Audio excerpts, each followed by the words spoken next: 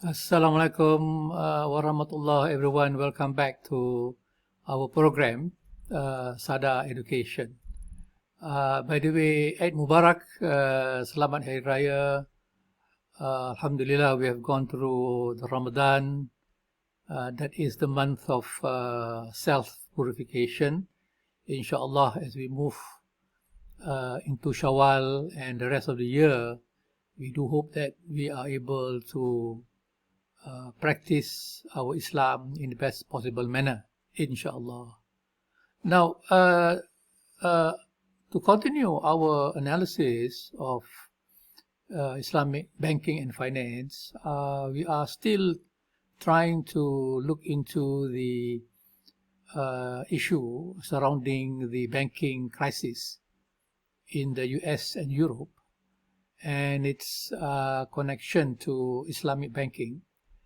How that will be impacting Islamic banking performance. Thus today I would like to discuss more about this leverage system that we have inherited from the conventional banking.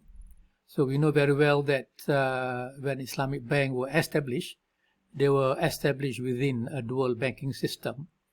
And one of the modality that we have adopted from conventional banking is the leverage funding, meaning that the deposit system is the system by which we utilize in order to make murabaha, to make tawarruk, or to make ijara and other Islamic financial transaction. So we are not, the Islamic bank were not modeled based on the investment banking system, but since the banking development were based on commercial banking, so it is logical for the founding fathers of Islamic bank to model the Islamic banking business based on the deposit based system. So this leverage funding, however, have been overlooked by many observers, academicians as well as regulators. We tend to look at the financing side of the banking business. The bank make loan, for example, conventional bank make loan, housing loan, automobile loan, personal loan, credit card. So these are the main focus whereby Islamic bank were giving what are the products that the Islamic bank should be offering for people to buy property, to purchase automobiles, to purchase machinery and equipment. So that focus on the asset side or financing side have been too overwhelming that we tend to forget the other side of the balance sheet, which is the funding side, right? And we know that funding in Islamic banking has been based on debt financing. It is based on funding provided by the depositors, whereby the contract of that funding is not based on equity, but it is based on debt financing.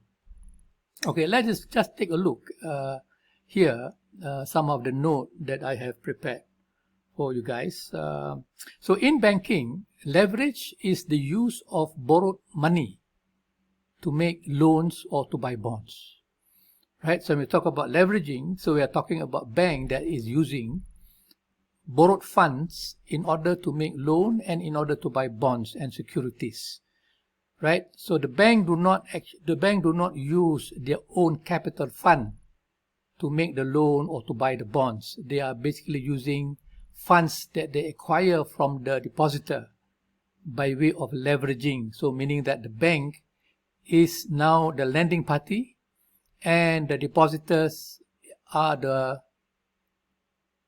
bank is the borrowing party and the depositors are the lending party.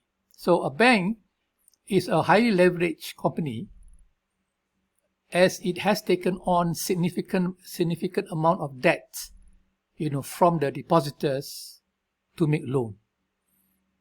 Okay, all right. So let us look at what really take place between the current banking system that we have now and the earlier financing system in the Jahili period where riba prevailed. So when we look at riba in the Jahiliyah period during the days of the Prophet ﷺ, the riba loan is known as riba al-duyun, riba that is coming from debts, riba al-duyun, right? Riba al-qardu, riba that is coming from qard, that is another term to use, riba al-qardu, or riba al-jahiliya. This is the riba that suggests an extremely high level of riba being charged onto the borrowing. So riba al-jahiliya is the one that you may have heard, adhafan mudha'afa, the amount of riba that double and quadruple. That is riba al-jahiliya. And we can see that whether it is riba al-duyun, riba in debt, riba in qard, or riba in jahiliya, it is carried directly by the lending party to the borrower. Right? For example, Abu Sufyan extended a 10 dinar loan to a merchant. The 10 dinar loan does not come from leverage. It does not come from, Abu Sufyan who is getting the money from borrowing. It comes directly from Abu Sufyan's own money. It is coming from his own pocket. So Abu Sufyan does not go around borrowing dinar from the people around him to make riba loans to merchant and individual. So basically, Abu Sufyan, the lending party, he is using his own money to make the loan. All right. So whereas in the modern era, the Quranic prescription of al-bay' over riba, however, was experimented on the banking company or on the banking business. So this is a unique platform, that is existing during the days when the Islamic Bank was established. That there's no other platform to experiment the application of al-bay' over riba except for the banking company, right? So in the banking business, the bank owner, that is a shareholder, they do not use their own money to make loans like Abu Sufyan, right? So the shareholders of the modern banking company, they use leverage funds, that is, they use deposit fund to make loans, right? So they are not using their own capital to make loan, but they are using the deposit fund or borrowed fund to make loans and to buy bonds. So the bank money, which is capital, is specially used to cover unexpected loss from loan default. So this deposit fund are used to make loan, and in case if the loan get into trouble, the losses will be absorbed by banking capital. So the role of banking capital is not to make loan, but to absorb some of the losses of the loan if they get into default. Now this amount of money that is used to support the loan against losses is known as capital fund, right? And capital fund is an equity fund, and it constitutes a small proportion of the leverage fund that is deposit fund. So the amount of capital that is made available in the banking business is very small compared to the amount of deposit that were mobilized by the bank in order to make loans and to buy bonds and security. So this is the situation in the leverage funding system in any commercial bank, whereby Islamic bank were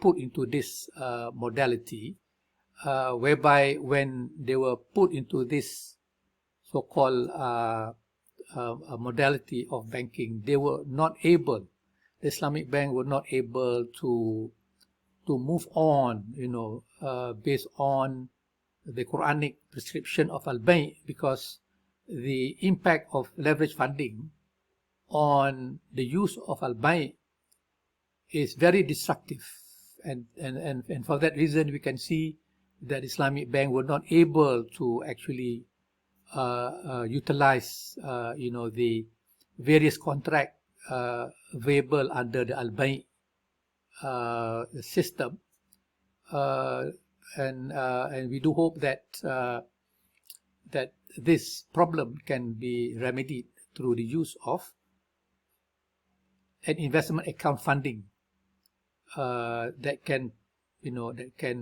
propagate, that can put al-bay' into a stronger position to be applied in the banking business.